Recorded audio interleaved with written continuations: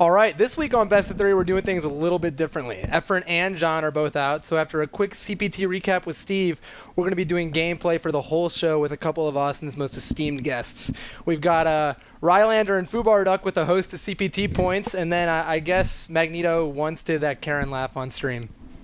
So yeah, it's going to be mostly gameplay the whole time. Feel free to type your questions in chat. Feel free to ask about setups, matchups, whatever. It's going to be all that and more on Best of 3 tonight.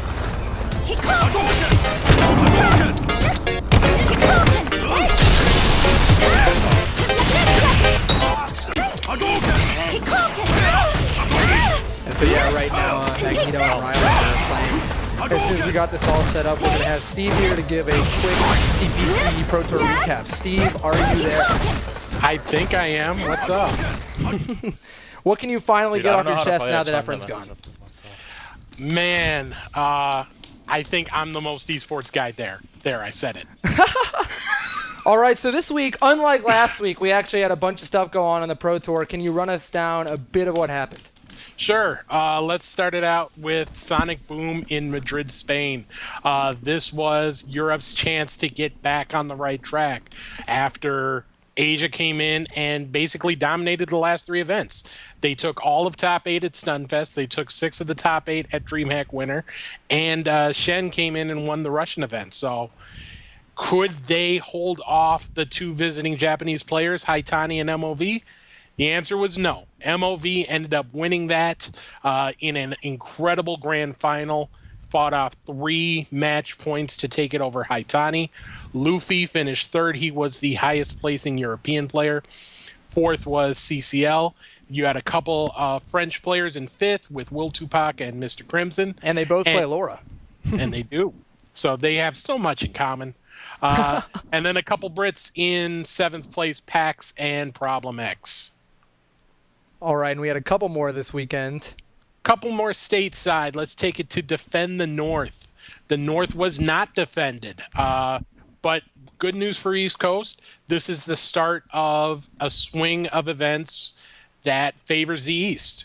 First half of the Pro Tour season, most of the events were out west. This year, or this second half, most of the events are going to be out east. A lot of people were watching to see who on the East Coast could step up. A lot of people were watching to see how L.I. Joe would do after his great run at EVO. He unfortunately bowed out in 13th place. He was not the one to take it home. It was Ricky Ortiz.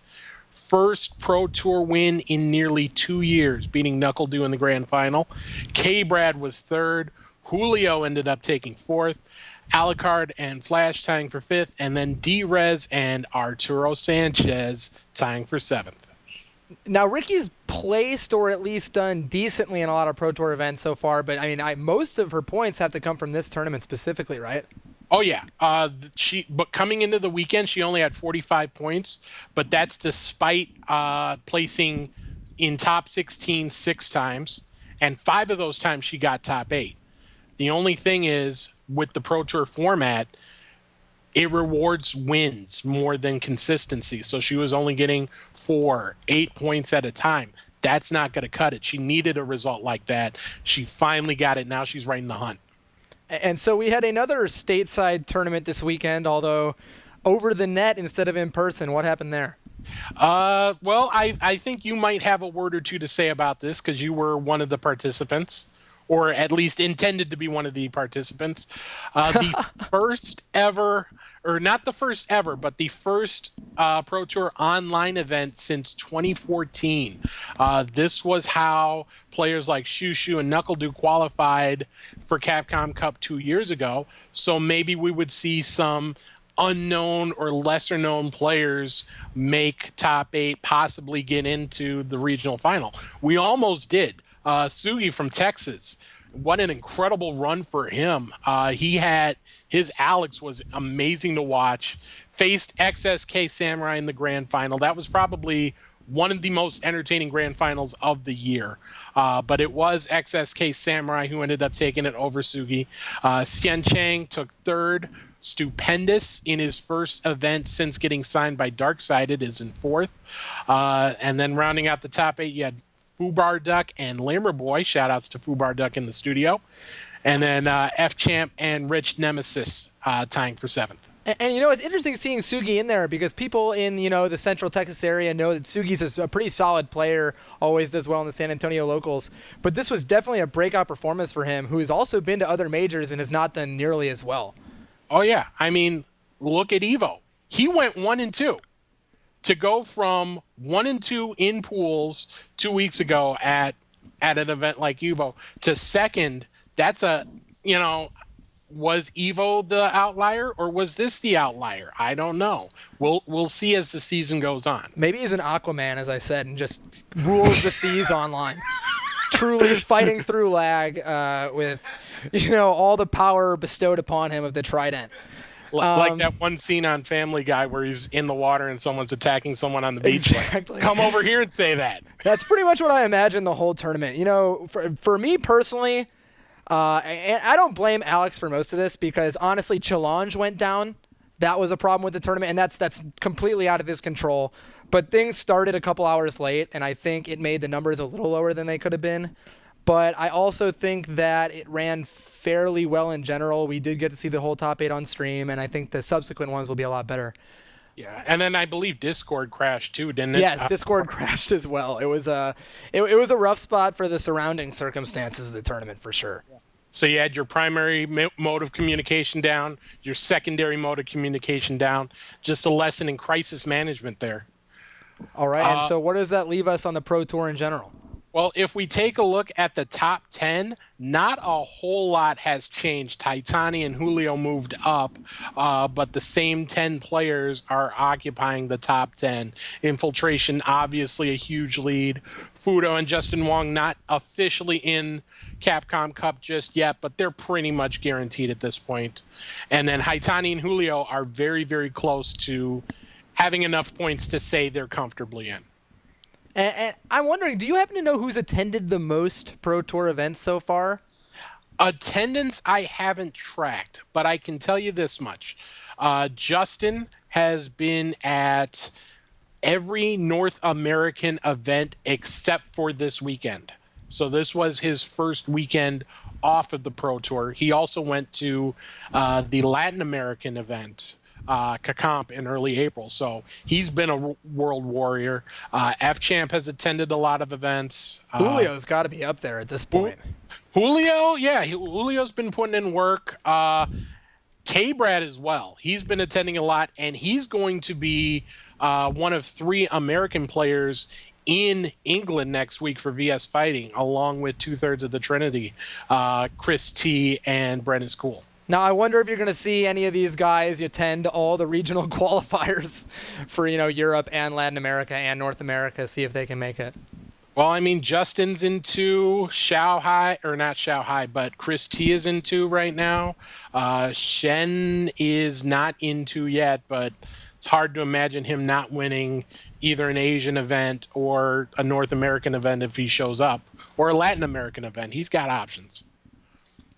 All right, and I think that about rounds out the Pro Tour. Anything else you want to say now that you have the spot to yourself? Well, can we talk about some winners and losers? We can talk about winners and losers for sure. Let's do it. Because I want to call some people some winners. I don't necessarily want to call people losers, but I know you do. All right, you got me. Let's start with Ricky, biggest winner of the week. We were talking about how she's done so well consistently throughout the season, but she hadn't gotten any of those big first or second place results you need to qualify. She finally has that. Now she's in the heart of the race for that North American qualifying spot. She would be in Capcom Cup if the season ended today, so big weekend for her. I also got to give shout-outs to Japan. Haitani and MOV holding it down. Haitani not quite in yet officially. I think he needs probably another 20-30 points to officially seal the deal. MOV still has some work to do. He only had 8 points before Evo. Now he's at 200, but he's in much better shape. And what that does, not only does it help their chances, but it opens up the Asian leaderboard, makes it easier for more Japanese players to get in. So good weekend for them. And then I got to give my third spot to K-Brad. He only had 8 points in North America before taking third place in Defend the North. So most of what he did was in the 2 Latin American events he attended. But he's playing much better this weekend. And if he can use that momentum to carry into VS Fighting next week, he could be pretty close to locking up a spot if he ends up taking that one. All right, so then I think that leaves us with who lost. Yep, and my EU friends, I'm sorry, I love you, but I got to put another L on the entire continent. You look at all of the European players who could have improved their chances significantly and didn't. Problem X, a win would have pretty much locked him up in Pro Tour or in Capcom Cup. He ended up getting 7th. CCL, Mr. Crimson, they both could have maybe not locked up a spot, but improved their chances significantly. They didn't. Luffy could have used a win to get right back into the heart of the race. He didn't. So now you're looking at 4 straight events in Europe where Asia has taken their cookies. Now there's a chance that America might take their cookies this weekend. If that happens, you may only see two Europeans in Capcom Cup.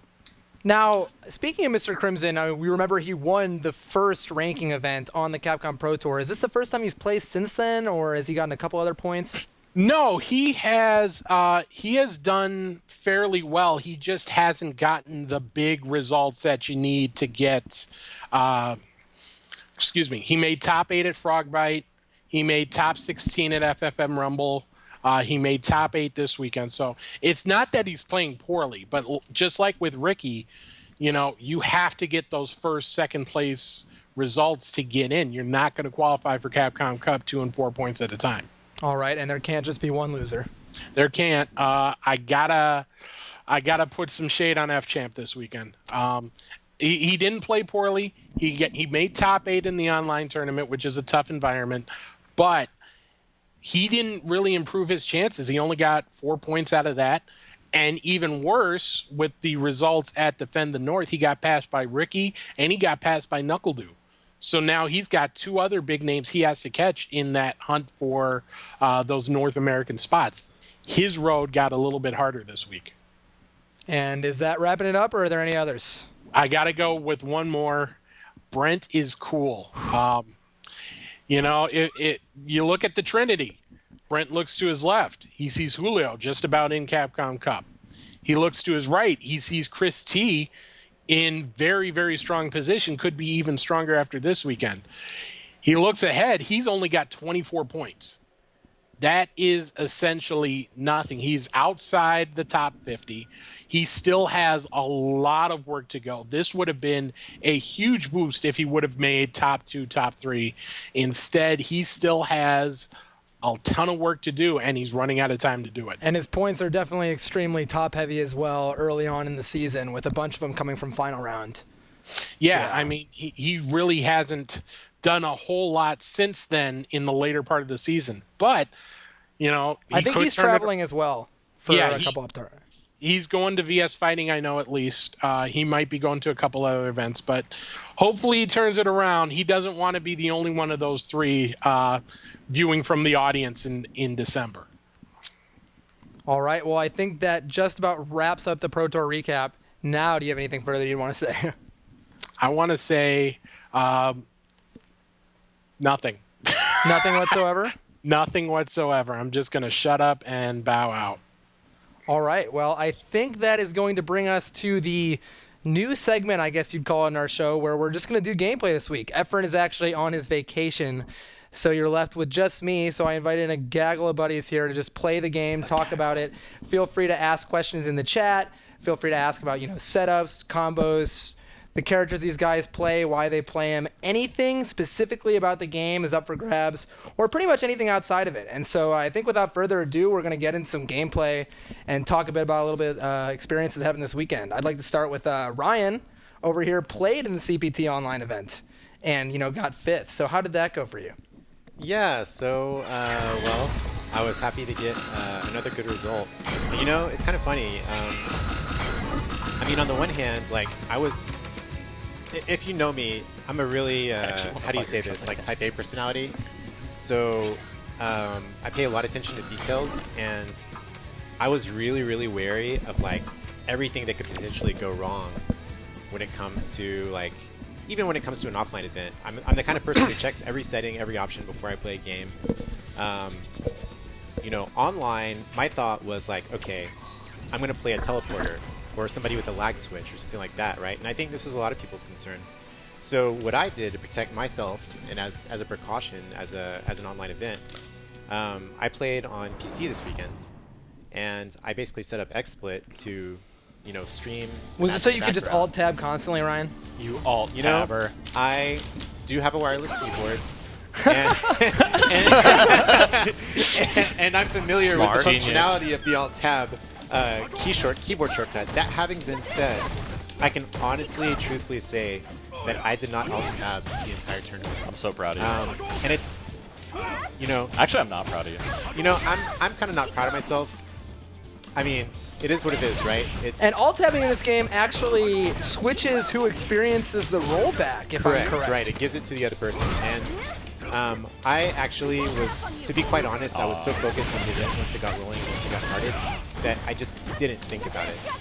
So, you know, I kind of let the heat of the moment take over, and I didn't even think to do a single alt tab movement, despite it being, you know, maybe a question delay or something like that. Now how does it feel this many years later, after meeting the legendary Shin Chang in the arcades back in the Einstein's arcade days of Austin, Texas, to be fighting him in an online tournament?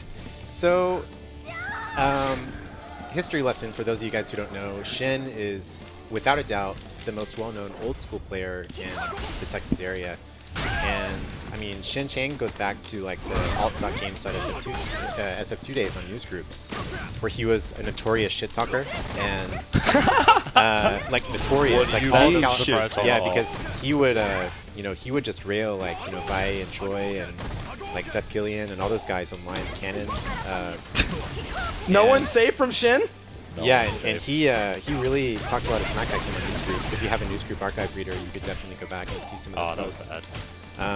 But that having been said, you know, Shin was, like, by the time I started playing, I moved to Austin in the year 2000. That was when I started college. And so when I got to Austin, that was my break back into competitive gaming, because I had an arcade scene again, and there were several arcades in Austin at the time.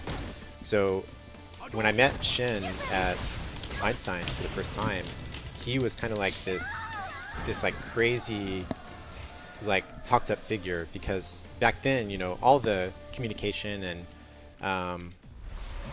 you know, chatter and cattiness, handwritten letters. Handwritten letters on pigeons. well, handwritten letters, of course, but also it was just, you know, among the regulars in the arcade, they would all talk about him. And Shin Chang had a hype man in the early Einstein's days. There was a gentleman named Adam. Adam. Some may know him as his real name, Carandle, but Adam was a guy who he was like Shin's #1 fanboy. Oh, is that the dude who went to jail? Yes, he is he is still in Hayes County Jail. Is my awareness. Oh my god. So anyway, so that speaks to the kind of person that would, you know, hype up Shin. Marvel boy. Whoa! In any case, this guy was just like, Shin Chang, he's the best in the fucking nation. He would always say it just like that, like, you know, emphasis, like, Shin Chang, best in the fucking nation. And then He's getting like, your cookies. like, and then Alex Vaille's name would come up, and he'd be like, but you know, Vaille is probably the best. But Shin, fucking, like, he's in there. Like, if Shin and Vaille played in a 1-to-1 match, like, it would be so close, like, you know. So he was that kind of player, and he was the first person I heard about, like, Alex Vaille from, and stuff like that. So basically, Shin was always put on this pedestal from the very beginning, and here I am, you know, like a teenager, like, young, fresh, into college. Still had hair. Yeah.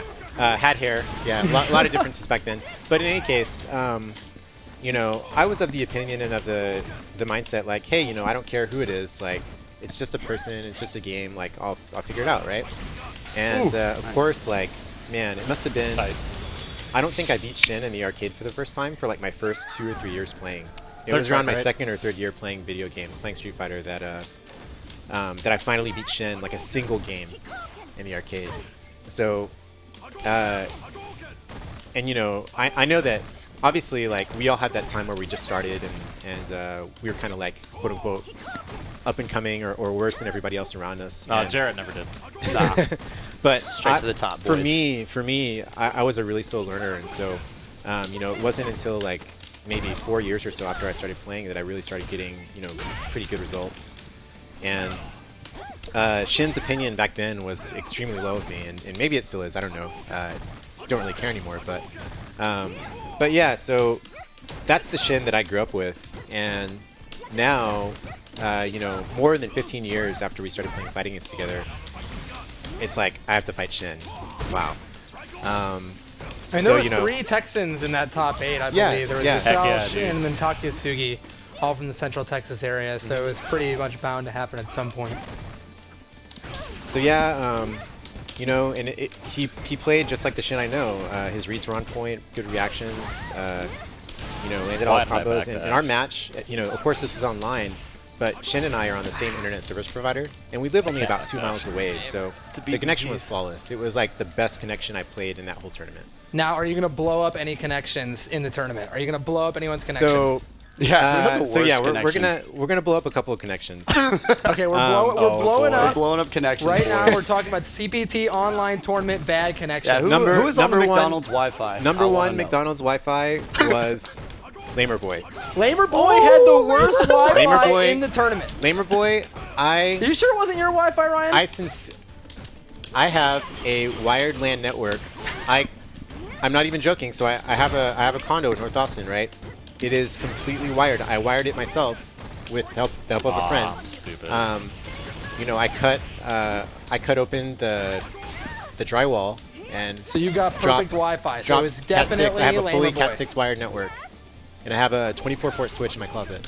Okay. So, Oh wow. so pretty like serious, like wired real ass setup, right? I would sincerely be surprised if Lamer Boy had been playing on a wired connection. Okay, so we got Lamer Boy at number 1 McDonald's connection. Who's Burger King?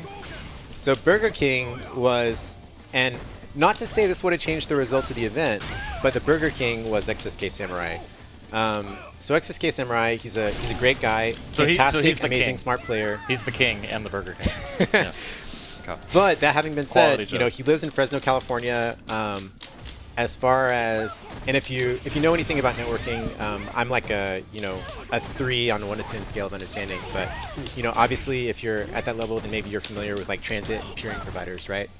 So the way the internet works is you've got a path that your packets take to Okay. every endpoint, right? So if the fact of the matter is from Texas, Austin, which is kind of a hot spot, All right. that traffic is probably going to go to Dallas or learned. Houston. You It's kind of like an airport, right? Okay. And then the traffic after that is going to go to either, you're Learning pretty much these going to have a matchups. direct connection at that point via fiber to either San Francisco or to LA. Okay. And what's going to happen if Coming back. somebody lives in another, less common area is it's going to have to go to that place. And then the traffic is going to be routed from wherever to Fresno, right? So, just on paper, the connection is going to be less good with anybody that's not in a major metro area because there's going to be some endpoint. It's going to go to a major hub, and then finally the traffic is going to make it to its last destination, which is probably going to cause the highest millisecond of lag anytime, right? So that having been said, if all 8 of us had been in a room and played the finals offline, results probably would have been exactly the same. Okay. But that having been said, I know that my connection with Samurai was really poor, and if you again, not to make excuses, but if you watch the replay, you notice that Samurai just kind of dashes back and forth over and over, and from the spectator, from the stream archive, you can see that looks really smooth because the spectator always sees it smoothly. Okay. But from my viewpoint, it was super teleporty, and in fact, there was one like good clap that I got off, right? That led to a future setup, and when I hit him with the cross up for the Nadesco activation, on my screen it actually hit. So I was doing the combo. Should have alt tabbed. I was doing the combo for the hit, and it rolled back into what I thought was going to be a combo drop kick into a block drop kick. So, you know, there were situations like that that made it like, well, you know, this was kind of the thing I feared most in the online event. And this is what it is. It's definitely interesting having a CPT online event for that reason. I mean, thankfully, and not thankfully, everyone in top 8 was good. But, you know, seeing someone like SSA Samurai, who was one of the highest placing Americans at final, or not final round, but CEO, get the win means that, you know, he would do well in the Pro Cup if he is in the there. And, you know, like I said, you know, XSK was kind of due for a win anyway. Right. He's just like a super strong, solid Ryu. I'm personally of the opinion that Ryu is the best character in the game. I think he's up there. And speaking of which, the chat has been absolutely spamming. Sorry, I've been listening to this conversation. That is wondering why Rylander, the Dawson player, is picking Ryu. Because Dawson's not as good as Ryu. Because Dawson's not as good as Ryu. So does that mean you're switching to Ryu? Okay, the real reason is like there's not any pressure right now, so I'm just kind of doing what I want. You mean like right after Evo there's no pressure? Yeah, there's not like, I'm not training for any tournaments or whatever. But I don't know. If nothing else, I really need an alt. Evo, I lost to the same dude again, Flash Metroid, in a matchup that I personally can't win. I don't know. It feels really horrible to me, but it's also a personal bad matchup. I mean, you play Vega, you destroy me now. I'm definitely the personal opinion of that matchup is just like... It feels like really bad for someone that knows how to play it. Yeah. Yeah, Jerry, go ahead and switch sticks. He wants to use his. Or let me play Ryan for a little bit. Yeah, sure. All right, so right now... But yeah, I need to learn an alt, and I don't know, I picked Ryu. Just kind of... He's good, simple. He kind of has a zoning game, which makes me feel a little bit more at home. And so one thing that I've noticed through talking to you about playing Ryu is one setup you like to do is after the light kick Tatsu. Yeah. And it's kind of a weird one, so can you describe that one? Yeah, so if y'all remember way back, they made neutral jump and back jump 1 frame slower for every character, but I think Zangief. So Ryu used to have a 3-frame jump, now he has a 4-frame jump. That means that in the corner, doing neutral jump after light kick Tatsu, if they back roll, is a safe jump for 4-frame DPs. But what you can do mid-screen is press up and then roll to forward, and that gives you a 4-frame forward jump. And I hope they don't patch it because it's really good for Ryu. Mid-screen, if you do that and they neutral tech, you'll cross them up if they DP unless they're playing Chun, because SPK hits on both sides. And so basically, by pressing up first, you get the 4-frame jump, but then by carrying it to up forward, you get the jump forward with the slower frame. So it gives you a new setup. That's pretty interesting. I'm really surprised they didn't test that, but maybe they just didn't think that wouldn't be... maybe they just didn't think it'd be useful, but it's that really useful. Did kind of exist in Street Fighter 4 with Zangief's short jump. Zangief could do the same trick and get a smaller jump than his normal jump. And it's interesting because Snake Eyes has actually been playing Ryu and doing that setup kind of before anyone else was really doing it. So it goes to show that I guess the Zangief skills carry over a little bit. And so Eric's Ryu is definitely like one of the characters he's maining now. So I mean, I think like in training mode, my Ryu looks pretty good. I don't know any matchups. I've never played this except maybe like when the game first came out. Now, of course, Armika really is Ryan's main and one of the setup monsters of the game. So, I mean, basically for people in chat, the characters we know the best here are, I play Vega and Jury, Magneto plays Karen, Rylander plays Sim and Ryu, and then FubarDuck plays Mika. So any questions about those you can probably get answered.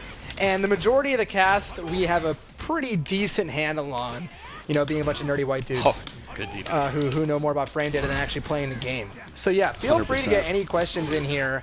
But in the meantime, I was actually thinking about one thing, which is that when this game came out, Ryan FubarDuck Harvey told me that Birdie was his favorite character. And that he was going to play Birdie no matter what, because he loves fat characters. I bought a shirt. Did you buy a He bought a shirt. I bought a donut shirt. He loves a donut shirt. I mean, he loves all this stuff. And now he tells me that he loves Mika, but I don't know if I actually believe him. My belief is that he actually loves Nadeshiko because she's Japanese. He actually loves Nadeshiko. So I'm going to have to quiz him on a couple of Mika's move names, actually.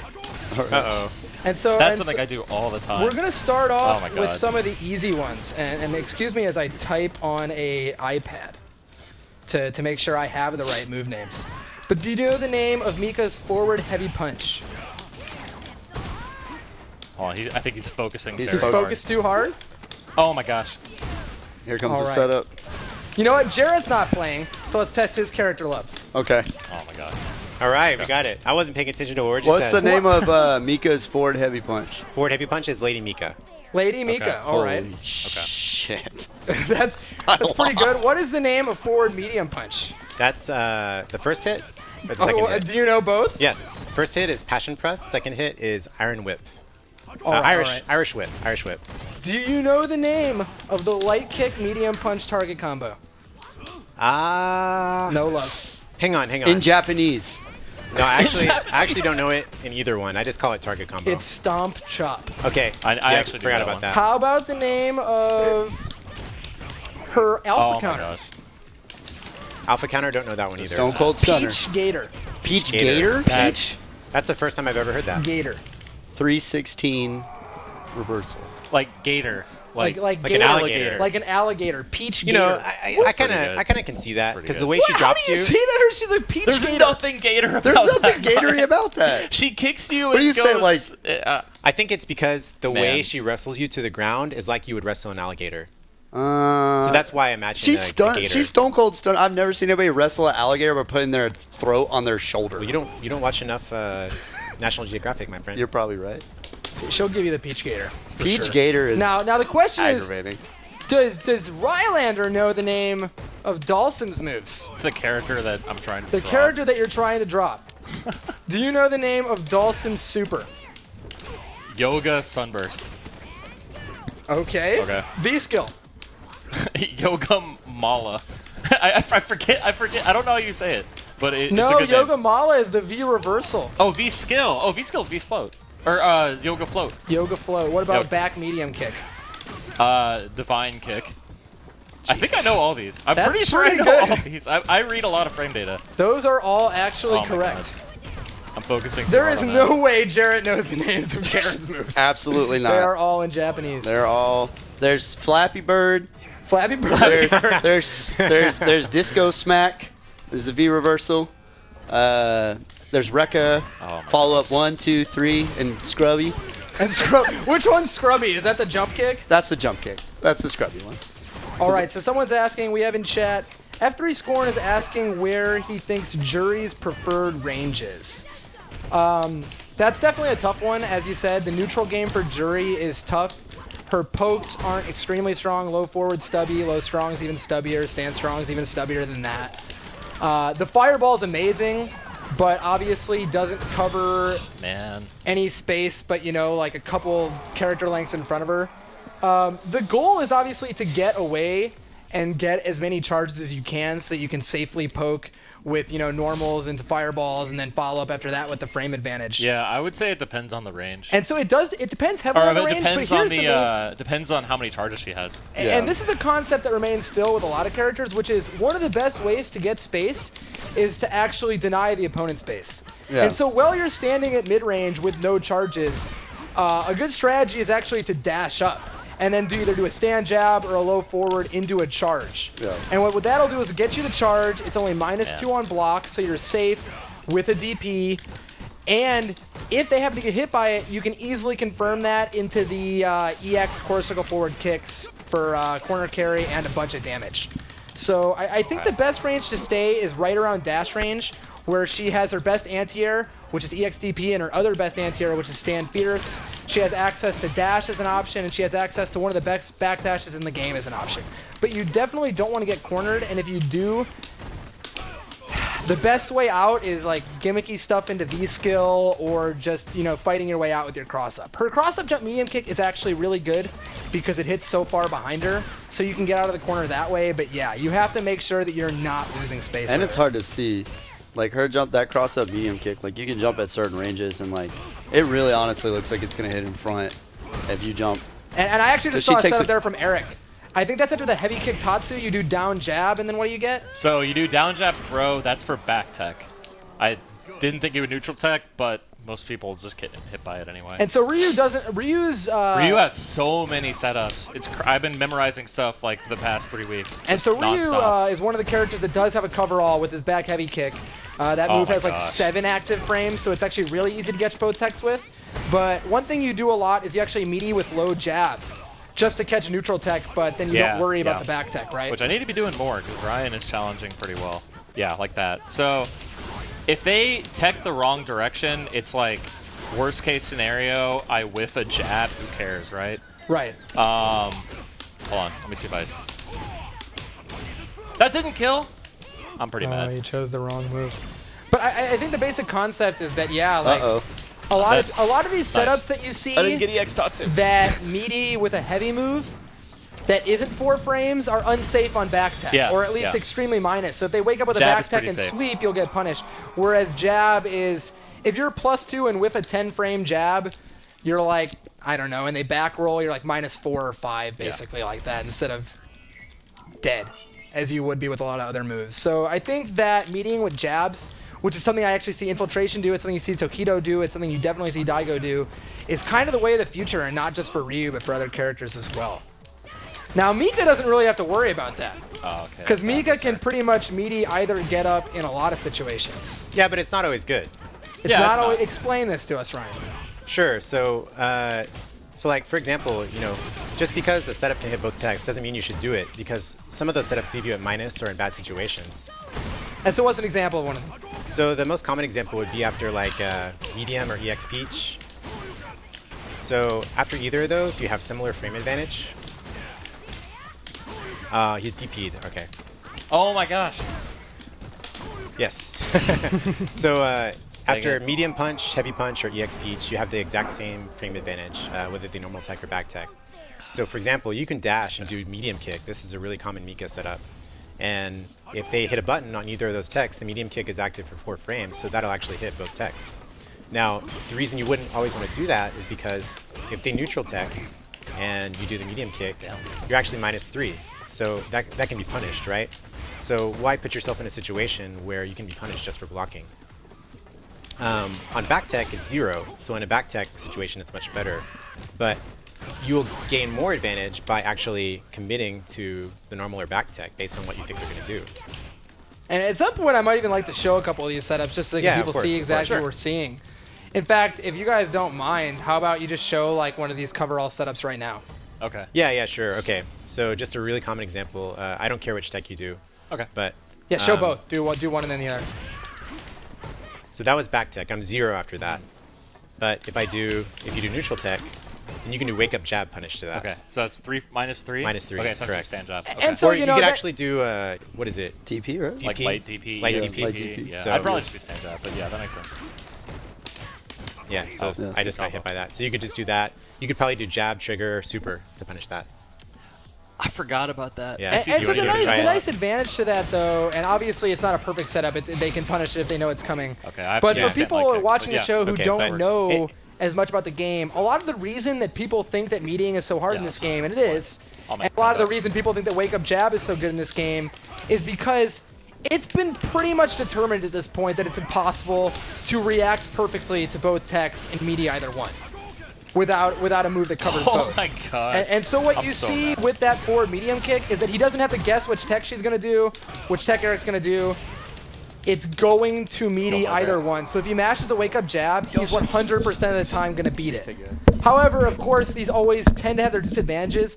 Most of the 4-frame active moves in this game are minus, which means that these coverall setups have their own disadvantages. Mika's, for example, is punishable.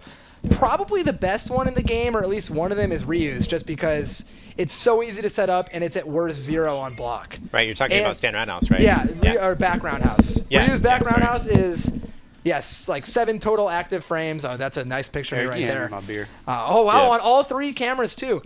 And yeah, so that'll mean you both wake up. That's so and beautiful. Get That's you a so standing beautiful. jab. I can't deal with all this, Mike. We don't need the gameplay All for the anymore. price of just one move. So one thing to note about Ryu's back roundhouse is it's 0 on block, and he has a 3-frame jab, a parry, and a pretty broken stand short. Parry, which is active on frame 2.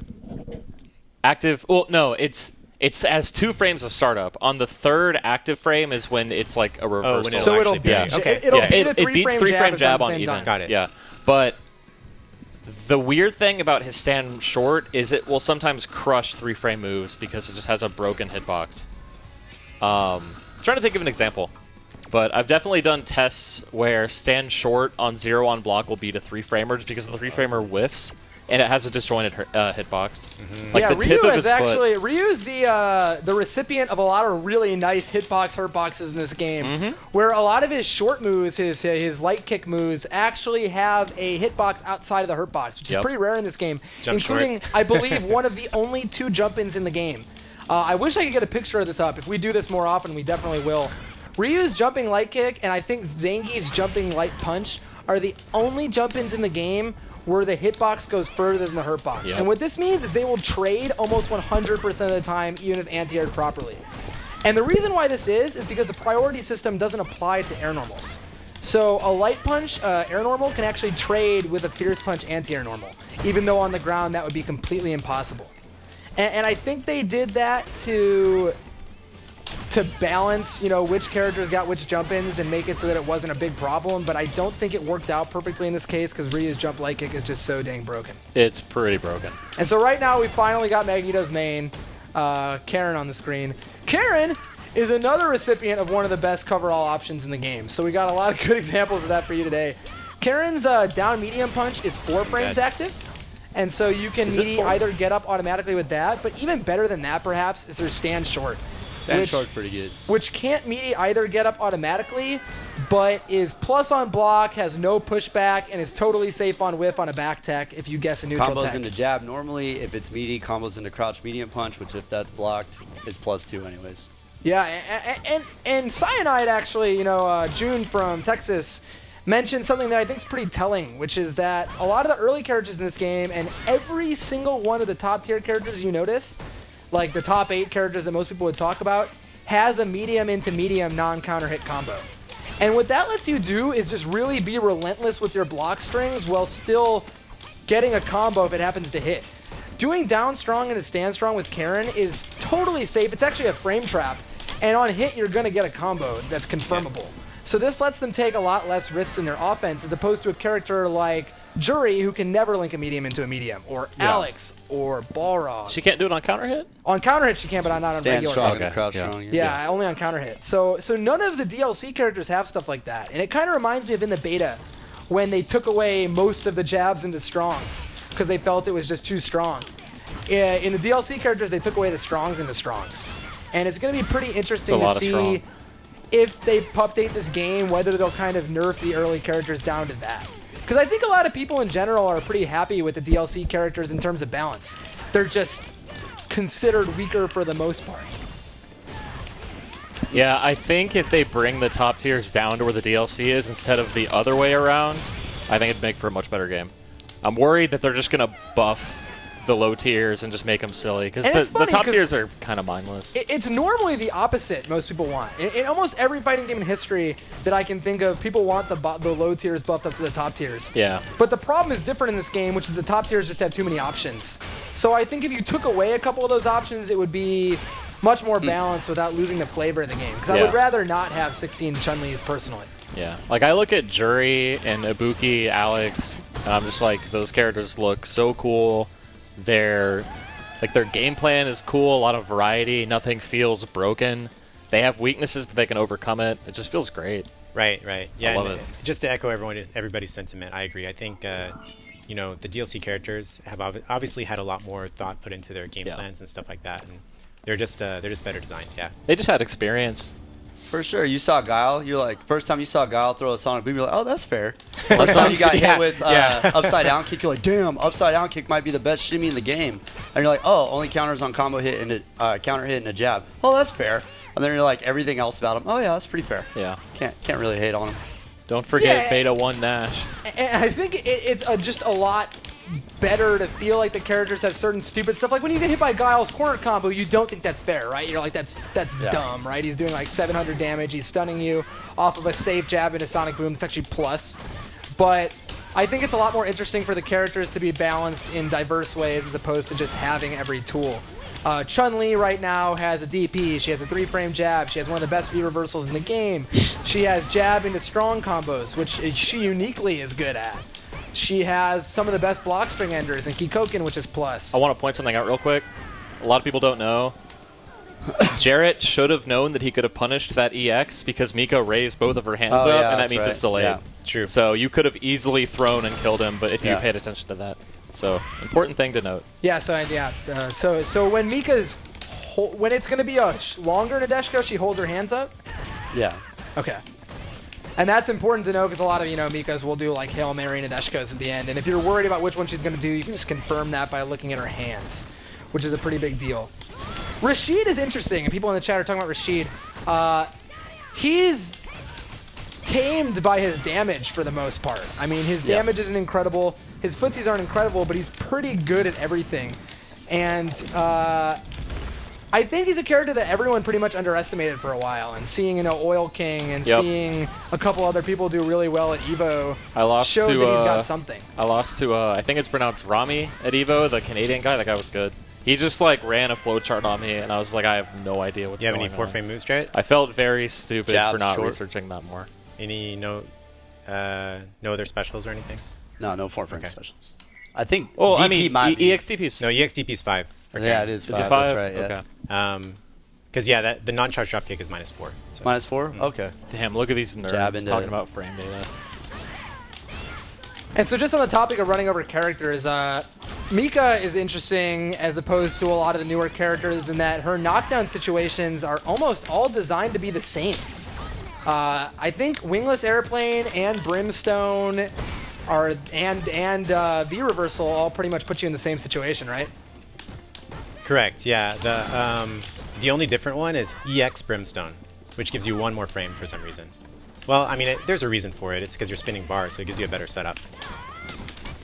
And the notable thing, we talked about this like a couple of times on the show about being +2, is that when you're +2, or I believe +3, and someone can correct me if I'm wrong, your throw will not only crush wake up 3-frame jabs, but it's also active enough to get past the situation where it would whiff through on their wake up vulnerability. Correct. So all regular throws in the game are 5-frame startup, and they're active for frames 5 and 6. So what that means is if you're +2 or +3 and you throw, then the throw will connect. If you're +4, the throw will not connect. It'll whiff because you won't have enough, time for them to hit that unthrowable state. Right, and that's because there is an unthrowable state in the game, which is for most situations, I believe 2 frames after waking up or after blocking, where you're unable to be thrown. Is there supposed to be 1 more after air reset if you don't hit anything? There is a weird situation that Tool Assisted found, which is that if you are to be air reset and don't press a button, you gain an extra frame of air invulnerability.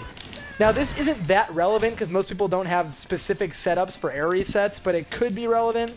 Donnie Brasco is asking, what is +2 or -3? And that's basically frame data. So if you're +2, that means that the opponent's either waking up or in block stun, and you're an advantage there. That means that if you both pressed a button that was the same speed, yours would beat theirs.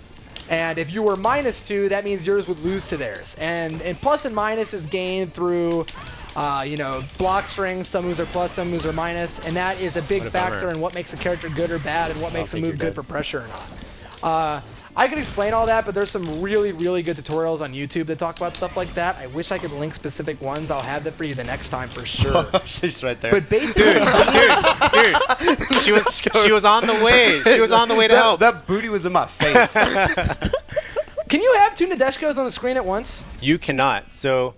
So quick to He's like, first Yeah. of all, tried he hard. You wanted 2 No. Nadeshikos. You really wanted them. No, okay, so here's what happens, right? You tried the threesome before? If you do a move that makes Nadeshiko come out in the cutscene, she no longer comes out for the V reversal, or excuse me, for the V trigger.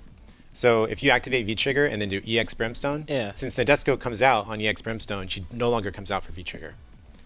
Oh, so the V trigger stops. Right, but that's irrelevant for 2 reasons. One is that the EX Brimstone move takes so long that even if Nadeshiko did come out, she wouldn't hit because the animation is too long, right? So, but also there's no other move in the game that has Nadeshiko come out for a cutscene except for critical art. So if you do critical art, of course, that will also prevent the V trigger. Okay. Again, irrelevant because the cutscene takes so long. Research that's so hard just All to right. have After 2 this girls. one, No I'm research gonna hop required. It's on just an and show observation. off my godlike jury. Godlike, he says. Pretty good. It's getting good. It is getting good. Similar to Eric right now, Eric's actually thinking of switching to Ryu. I pretty much definitely still main Vega for the time being, but Evo ended, Absolute Battle's coming up. I'm not going to make the Capcom Pro Tour at this point. I don't mind putting a lot of time into Juri, and to me, Juri is probably the most fun character in the game right now. So I've been putting a lot of... I have basically not played Vega for 2 weeks, or whatever, a week and a half since she came out. And so I've been really practicing up my Juri, trying to make that good. So hopefully I can show off some stuff. Last week I got destroyed by Viet, but that was the first day she was out. So hopefully I've gotten a little better at that point. Mika Learning characters is fun, man. I love it. Oh, you know what? Do you know the name of Mika's V-skill, Ryan? V-skill? No idea. It's Heated Mic Performance. Ah, the That's a V-skill. good Okay. The I was thinking V-skill. about V-trigger. I have no idea what the V-trigger is called. I forgot to Nadeshko. memorize that. Nadeshko. It's got to just be Nadeshko, right? Or like... Nadeshko. Now, I believe that Nadeshko's I'm voice looking it actor sounds identical to a certain Mr. N character. Oh, no. Mr. N Mega Man. So if you've ever, everyone here should go look up Mr. N Mega Man and see what he sounds like, because it's literally identical to Nadeshko. That is not true. It's but, not my birthday. But did you It's know not my birthday. somebody found the voice actress for, I saw her on Twitter, the American Mika voice actress, and she could do the voice. She sounds just like our Mika. You would think so, right? I mean, she did the voice Yeah. once. Although I do remember there being they interviewed the voice actor for Vegeta, and he tried to do the 9000 thing again, and it just wasn't even close. But you know the funniest voice actor story is for Symphony of the Night, right? The guy who did Miserable Little Pile of Secrets Yeah. and all those memorable quotes. Yeah. Apparently the guy who did that has done so much voice acting and stuff that he doesn't even remember doing the recording that day. One of my friends actually met the guy, and he was like he literally just he had no idea what he was talking about. All right, Peter0611 is saying to ask FubarDuck what he attributes to the Japanese and Asian players' success. So, And I'd like to add, I talked about the house. That's a great for question. Sure. Yeah. So it's definitely worth mentioning the house, and this has come up more. It's not like a new thing, right? Tokyo So has been around for about 3 years, if I recall correctly. But Tokyo So is essentially the name of a gamer house. Currently, it's MOV, Yukadon, and Eita, who all live in the house together. This was the first attempt of a gaming house or some kind of thing like that in Japan. Yes, I love that setup. And so prior to that, obviously Japan's scene is mostly based around arcades, and still is actually. So that's sort of another topic that we could spin off to, because Street Fighter V is in a really weird state in Japan right now compared to other games. But that having been said, specifically in Street Fighter V, I think you can attribute a lot of their success to not only having the gaming house, but also to just having a really healthy offline scene in Tokyo specifically. So and I'll switch mics with you if you want, Mike, and Okay. I'll continue the story. Yeah. I'll get on let there. Mike in. Yeah. And I mean, you said that it was Yukadon, MOV, and Eita, right? Yeah, that's right. They all got top 8 at Evo, so it's Right. clearly And paying off they all really got top hard. 8 at Evo. Yeah. And, so clearly they're the best, as far as we're concerned, the best in the country right Yeah. now. And they all live together. They're roommates. So. Ryan, who would you want as a roommate out of those boys? Feel free to read some of those chat questions, Ryan, while the audience. Oh, the chat's up there? You think Oh, MOV dude. parties hard? Like real hard? Do you think he's bringing people back to the house super late? Okay, so Pump I'll oxygen take with them? over. So Yeah. let's see. So first of all, I've known MOV for a super long time. Oh, really? Okay. I've been friends with him since I lived in Japan in 2005 and 2006, and during those years, MOV was also going to college, and he just coincidentally his college was 2 train stops away from where I lived. Which was Coincidentally, huh? Yeah, pretty big coincidence considering how big Tokyo is, and we weren't inside the main Tokyo area. We were in one of the burbs. So he came to my arcade, the arcade that I played Third Strike at pretty regularly, and he was the person who first taught me about SGGK, which was a really powerful option select in Third Strike, and I attribute that to good performance in Evo the following years after that. Yeah. But so yeah, I known Mo for a long time. He's he's a tech monster. He's really creative, really original player and thinker. You want the lore on the back? Pick whoever you want. So, yeah, let's see. I forgot where we were going originally with this, but I know we were talking about do the you game. want as Why a are roommate? Japanese the best, and who's your roommate? Who do you pick as a roommate? You Who's draft your- MOV who's your number one drafted overall. roommate? Who would be my drafted roommate? Okay, so right now, this is like both a call out and not a call out. Because my roommate right now, some of you guys may know him, most probably not, is a guy named Sebastian. So Sebastian was actually a Third Strike player as well. That's why I became friends with him originally. And he's from the San Jose, California area, but he lives with me in Austin here now. He's actually a really good Street Fighter roommate. Like, we talk about the game a lot. Oh yeah, we're not. Don't talk about subtracting Seb. Add to Seb. Sure. we love Seb. Yeah, because we all love Sebastian. So if I were to add, like, just based purely on, player skill and, like, tech discovery and things like that, I'm trying to think. Maybe... Other than Donka, of course. Other than Donka. I was Sorry. talking about in that Japanese house specifically. Let's get over Ryan. Oh, in the Japanese house. Yeah. So who do I want to see in the Japanese house? You're taking Yukadon, Ada, or who would MOV. I take out and of those I three? hate Yukadon because he beat me at Evo. Yeah. So out of those three, Also, I would so take nice I would take Yukadon. Because Yukadon? Yukadon is a more I don't want to say, I mean, he's not like, there's no point in saying who's better than he'll do who. the dishes. Is that what you're about to say? But Yukadon is very businessy when it comes to the game, and That guy's so good, dude. he clearly knows a lot about the game, and this may be a good chance to maybe share a little bit of behind the scenes interesting stuff. So so as some people know, I was also the Japanese English interpreter at Evo during Top 8 Day. So so I was in the back room with them all day while they were preparing, and they had to be there. I had to be there really early.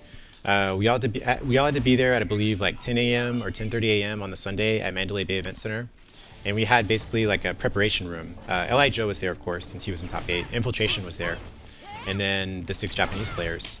And so, anytime they had instructions for the Japanese players, and they did some like pre-game interviews and stuff like that, I helped out with all those things. So I had a good chance to talk beforehand to all of those guys, like MOV, Yukadon, Eita, and my brain's a little slow right now, but there were a couple other folks there, and Fudo, of course, and we all had a chance to talk a lot, and I asked them, because I hadn't really asked them personally about like the gamer house or how it came to be or how it came to fruition, and MOV gave me the whole breakdown about like where Tokyo So actually started and where it's from. So Tokyo So has, the way it's written in Japanese, if you know like when they write Tokyo So, That is an in-depth breakdown, but keep going. The O in Tokyo So is a circle. Okay. And in Japanese, it can also be pronounced wa, but it's like a circle, like it could be like a manga circle. Okay. Or like a artist circle or something like that, right? I have to believe you on that one. Okay. And so they called it Tokyo So because there was I forget the name, but there was another similarly named manga group like in the 50s or 60s. And they based the name Tokyo So on that. So it's like a play on words. Every Japanese top player is a huge weeaboo. I mean, what you're saying. In this case, yeah. Okay. I know the biggest manga fan I know out of the Japanese top players is Mago. Mago's a manga monster. Yeah, he's always reading whatever new popular manga. Great. I know Daigo reads a lot. Let's see. Tell me Goichi we know you're doesn't read a jury lot school, of manga dude. right now. What's Tell up? me right now to my Tell face me that Goichi Fudu isn't the biggest weeaboo in Fudu. Top Street Fighter 5 right now. I mean, He played Melty Blood. Goichi was originally a played Melty Blood Melty player, Blood. He played Under Night. and so And I'm I know sure. that's a weeaboo game. I played it. Honestly, so I only spoke with Goichi for the very first time at what was it? Final Rounds was the first time I talked to him and introduced myself. So I haven't really known him for that long, so I can't really say. But just knowing the other guys for a while, and following them on Twitter and stuff, see what they talk about. So, but yeah, so finals day in Evo, we talked a lot about the gamer house, the origins, and I get to, this is a stream, so I get to hype myself up a little bit. So the most interesting thing that day was so right before the finals, right? So MOV's first match in Evo Top 8 was Fudo, right? And of course Fudo plays Mika, and Li Joe had asked me to help him warm up right before the tournament started. So I was like, gladly. So we started playing a few matches, and MOV was kind of like, looking over our shoulders. That's an awkward way Yeah. he stalks people at majors trying to play them. Right. So he was kind of looking over our shoulders, and so after me and Joe played like 4 or 5 games, MOV was like, "Hey, hey Ryan, I play Fudo. Can I play your Mika?" And I was like, "Yeah, sure, hop in." So we played a few games, and you know, it's MOV. Obviously, I've known him for a super long time. I respect him a lot. So we were going like pretty even in matches. Oh, we played about we played about 12 games, and I won like 5 or 6 of those like 12ish games or so, right? And he was getting pretty frustrated, a little bit of salt. And I would imagine after watching him blow up on stage, like just I don't know if anyone else felt it, but I really felt like that guy just self-destructed on stage. Well, yeah, and you know, it felt to his dismay, you know, a lot of the Japanese players there, while we were on the sidelines of the tournament on the stage, they were saying like, man, like MOV is just so bad at being in losers bracket. Yeah. Like he's the type of player that if he stays in winners, how I felt. If he stays in winners, he's just going to beat everybody. But if he gets knocked in the losers, he just has trouble, you know, coming back from that. Oh, it says daily dot went offline on the thing. Oh yeah, Efren, it says it went offline. Do you know what's going on? Oh, okay. I don't know. Just maybe just the iPad. Sure. So. So did anyone remember when at EVO we got there, and I said this, and a lot of people were like, everyone's been saying that. We got there and Yukidon, like people were talking about how good Yukidon is. Yeah, and just like no one knew who he was except they saw online replays. And I don't know. I remember watching that guy online. I was like, he actually looks like cleaner than Infiltration. Like just perfect theory Nash, super refined. Infiltration does some crazy stuff, like stuff that I don't even understand what he's doing that wins some games. But Yukidon, that guy's so good. I don't know. Yeah, he's really good, and he's And a lot of people wake up, sweet dog. A lot of people think he's like a prodigy, good. but isn't he like 29? no, he's 29. Yeah, he's 29. 29. Okay. Are you feeling yourself? So he's you know, I heard kind of my generation's Youngblood, age. Yeah. new to SF5. He was an SF4 player. He's an SF4 player. Yeah. He started because I interviewed all of them. Yeah. You know, I interpreted for the interviews right before that. I know you punished. So you can't win. Yukidon specifically has been playing since 09. He's an 09er. So. And yeah, let's see. So, and yeah, like, just I'll quickly mention it because it's relevant. Sure. With Street Fighter V, you know, of course, not having an arcade version in Japan, it really has changed the scene for that game specifically. And you know, originally the reason we spun off into this whole conversation is because it was asked like, what makes the Japanese excel at this game? And obviously, you know, the Gamer House performed the best, but like, this is the only place in Tokyo where you can play the game offline every night. The only place. Oh no. So imagine if your house, Eric, was the only house in the United States that you could play SF5 offline. Man. And every other house had to play online. My dream. Right? So that's the situation, you know, no exaggeration, that's the situation that MOV Yukidon 8 to have. So Someone is giving Mike, a you bit feel it? of How about backstory the most that secret tech? Yukidon OCV'd your team in an 5v5 I told you guys in that's the Japan. most secret tech in the game. oh, you know, that might actually be did it. true. Yeah, because I'm trying to remember Michael, his you did old it. I'm handle. proud of you. It was not Yukidon. It was I'm fucking proud of you. I don't remember. And by the so, way, But man, he was a Viper player. what I yeah, just that's did- right. It was a Viper player, and I remember that too. There was it was at the battle hold on, station in hold on. Shinjuku. Mike wants to share something cool that Mike he did. wants to I didn't share see his it. tech. I was Go not for it. I'm paying going to attention. share the tech of all tech, which is the -2 DP. Okay. Everyone knows about the -2 DP, right? We all You do it. mean DPing and then DPing again, or? So if you're -2 in this game, which can happen, Jury has 2 situations after EX yeah. course to go forward and after EX Yeah. course to go back. Obviously, you're minus, but you're not punishable. So the DP works 99% of the Exactly. time. It's the same, and another. There are a lot of common situations like this in the game. Another good example is Chun-Li after EX legs, right? She's -2. She's not actually punishable, but you get a mix-up, right? You get, of course, you know, we determined that +2/+3 is the most strong position in the game because you can throw or you can do a hit. Yep. The hit will hit them if they try to jump away, and the throw will hit them if they don't, right? So, And by the way, all this is going to be our last official match because a couple of us had to get out It's of an here. official match. Our last official match. Oh, there may be man. unofficial matches afterwards, but this Yeah, is so- our last so we've official only got a match. few more minutes left After tonight. that bit of technology, you better give me an unofficial match. Like, Oh, here I it comes. need it. Here it comes. Jarrett is I'm that upset. guy that will say, All right, let's play a 2 out of 3. If he loses it, he's like, I can't leave on that one, dude. I just can't. And he just gives you those puppy dog eyes. But if you tell him no, he cries. He'll rage. It gets bad. And let's see, K7X in chat mentions another really relevant thing is that a lot of Japanese players made the move to Tokyo in order to get stronger in Street Fighter 5. So the only player out of the whole top 8 that actually, out of the 6 Japanese in top 8 of EVO who still resides in Osaka is Goichi. And everybody else, all the players that you're seeing at these Capcom Pro Tour events, placing, getting points, probably qualifying for Capcom Pro Tour, they all live in Tokyo. Yeah. And they not all of them originally did. Haitani, for example, was from the Kansai area, in Osaka, and he also made the move to Tokyo.